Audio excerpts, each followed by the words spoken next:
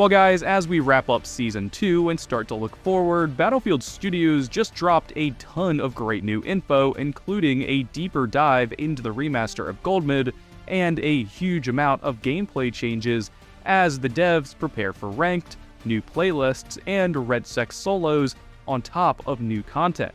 Season 3 is shaping up to be something pretty special, with Goldmid, Bazaar, and the M16, as well as other classic Battlefield content returning. And the devs are trying to get ahead of it with a ton of sweeping updates, as well as some huge changes to the TTK that are currently being tested in Battlefield Labs. Everything from playlists to mortar spam are being tweaked as the devs scramble to get the game in gear for Season 3, which is looking promising and needs to get itself together before Ranked and RedSec Elite return. So guys, if you like in-depth reviews and discussions about all things Battlefield, drop a like and hit subscribe, and let's preview the changes coming with Season 3.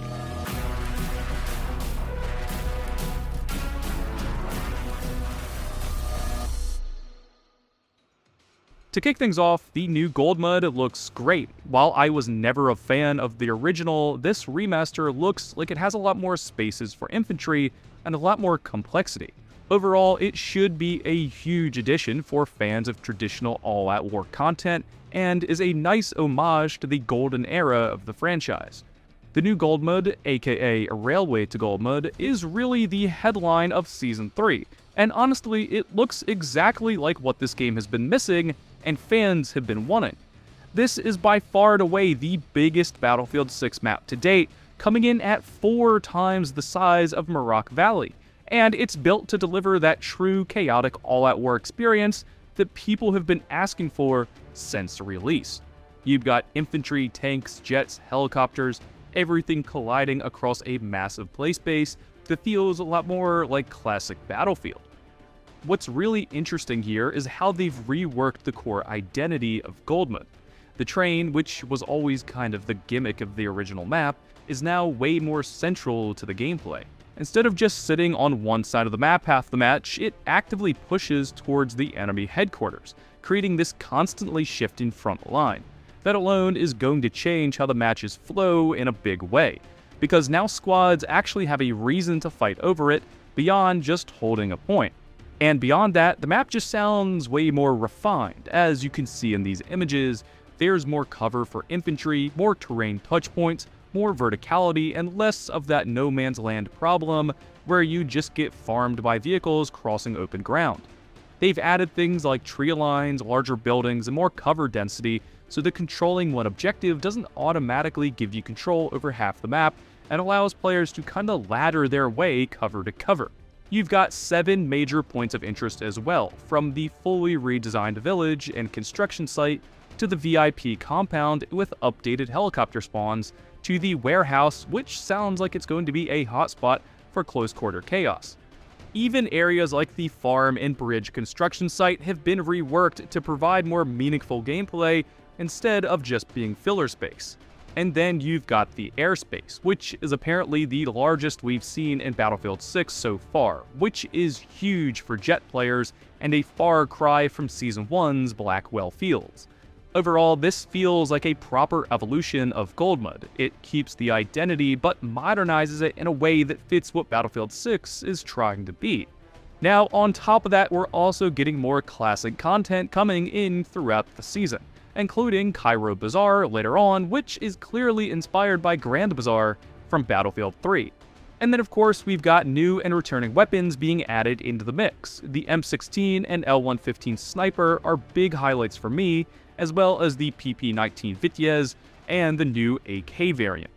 And alongside that, we're going to see more Season 2 hardware being brought forward into Portal, which just adds more depth to the sandbox overall, so hopefully we see the devs promote that sort of player-driven content more often. So content-wise, Season 3 is actually looking pretty stacked. It's not just one big drop, but it's going to be multiple pieces that all feed into different playstyles, whether you're into large-scale warfare, tight infantry combat, or even just custom experiences in Portal. But where things really start to matter is the gameplay changes, because this is where the developers are clearly trying to fix some of the core issues the game has had since release. Starting with combat, they're continuing to build on the improvements we saw in Season 2. Hit reg, netcode, and overall readability are getting further refinements. Things like clearer hit audio, more consistent tracers, and better visibility of incoming damage are all aimed at making fights feel more responsive and less frustrating. And honestly, like we all know, this is one of those areas where the game really needed work and has been slowly improving. We've all had too many moments where you're not sure how you died or why you died around cover, and why shots don't feel like they're connecting correctly. So tightening this up is a big step in the right direction and something that must happen before Ranked and RedSec Elite kick off. And like I mentioned in the beginning, they're also continuing to tweak time to kill and overall weapon behavior in Battlefield Labs. The focus here is on making engagements more consistent and more skill-based, especially at longer ranges. They want to encourage more controlled, deliberate gunplay instead of just spraying and hoping for the best, which is a real tactic when you have guns like the TR7 and SCW that can kill in 3 shots. One of the more notable changes is how they're handling recoil across different inputs. They're reducing how much recoil is automatically mitigated on controller, which should help bring consistency between controller and mouse players, which has been a huge point of contention. And on top of that, they're experimenting with new ways to communicate weapon behavior, including things like visual dispersion while aiming down sights, that could be huge for helping players actually understand how their weapons perform instead of just guessing with random animation. Now, alongside all of this, they're continuing to use Battlefield Labs to test these changes before fully rolling them out. That includes improvements to hit reg, visibility, and even how soldiers stand out on the map, which has been another ongoing issue and something we already saw fixed years ago in Battlefield 5. So it's clear they're taking a more cautious approach here, which is mostly good. Instead of just dropping massive changes all at once and having a Battlefield 5 TTK 2.0 situation all over again, they're testing, gathering feedback, and refining things over time. But they've had years to do this, and it kills me they're still not sure what to do.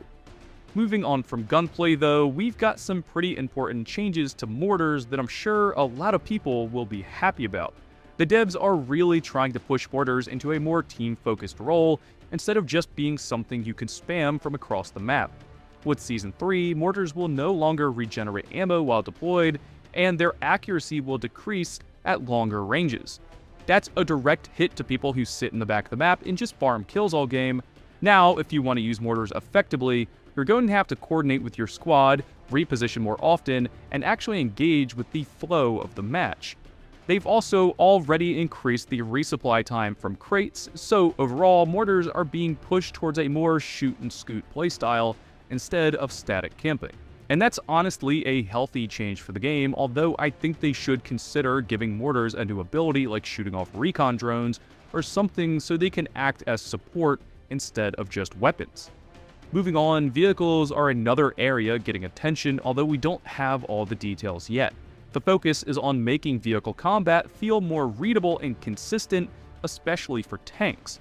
They're also working towards a more balanced vehicle ecosystem overall, which will be important as we move into future seasons with things like naval warfare.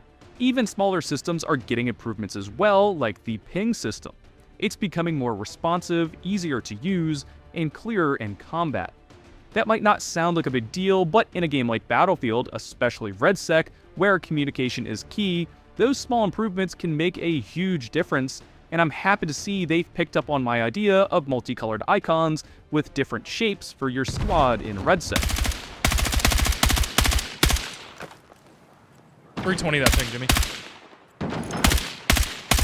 Yep. Nice. Oh, guy pushing front gate, he's hurt. Got him. Another one pushing your window. Got him. Oh, another one there. Oh, I got him. Matchmaking is also being worked on behind the scenes, especially with the introduction of Ranked Battle Royale. The goal is to make it easier to find matches while still maintaining quality, which has been a bit of a struggle at times as the player count collapses. And speaking of Ranked, this is probably one of the biggest shifts to not just Season 3, but the entire franchise. Ranked Battle Royale is being introduced as a permanent experience, starting with quads. This is essentially the first real step towards competitive play the franchise has ever supported, and it's going to be interesting to see how it evolves. Unlike previous limited-time tests, this is something they're planning to build upon long-term, using feedback and data to refine over time. And if they get it right, this could open the door to ranked experiences in multiplayer as well, something I'm pretty damn excited about. Battle Royale itself is also getting a bunch of improvements.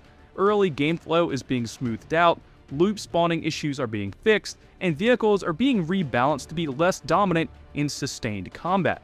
They're also improving anti-vehicle options, making it easier for players to deal with tanks and other big threats. Even things like the recon drone are being adjusted to better fit the overall balance.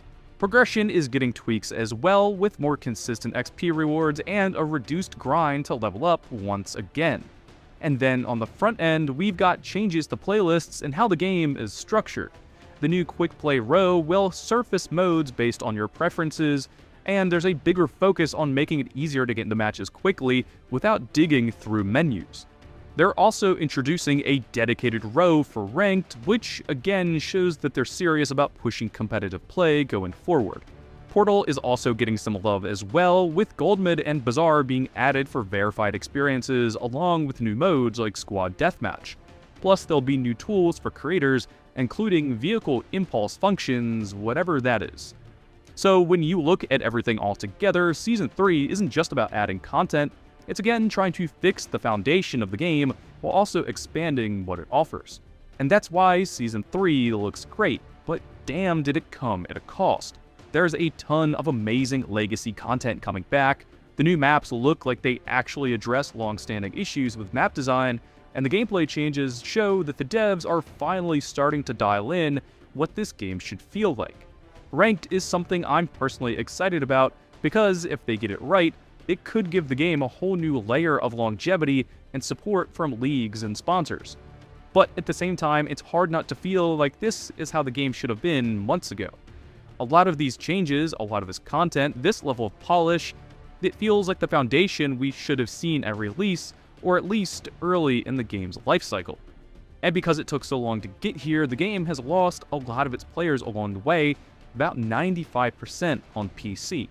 So while Season 3 looks incredibly promising, and I genuinely think it could be a huge upgrade for Battlefield 6, there's always going to be that question of whether it's too late to bring people back. But if the developers can keep this momentum going, if they can continue to deliver updates like this, refine the gameplay, and build out the experience, there's definitely a path forward, and Ranked could give the game a whole new avenue to bring players in. And honestly, this is the first time since the beta where it feels like Battlefield is looking like Battlefield again. But guys, let me know what you're most excited for in Season 3, and for everything else Battlefield, stay tuned and subscribe, and as always, thank you guys for watching.